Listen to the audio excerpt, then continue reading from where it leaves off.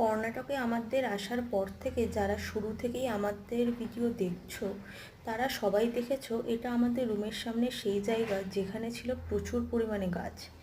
আর আজ সকালবেলা ঘুম থেকে ওঠার পরেই প্রথম আমার চোখ পড়ে জানলা দিয়ে সেই জায়গাটাতে, কারণ এটা আমাদের বাড়ির পূর্ব দিক, মানে আমাদের এই রুমের এটা হলো পূর্ব দিক। তো এখান থেকেই প্রথম সকালবেলাতে চোখ খোলার পর সূর্যের দর্শন পাই।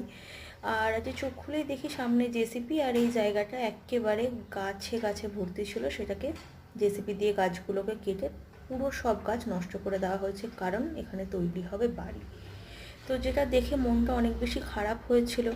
আর এই কারণেই হয়তো এখানে ব্যাঙ্গালোরে দিনের পর দিন গরমের পরিমাণ এত বেশি বাড়ছে, যেহেতু সামনে নতুন ঘর হবে, নতুন লোকজন আসবে।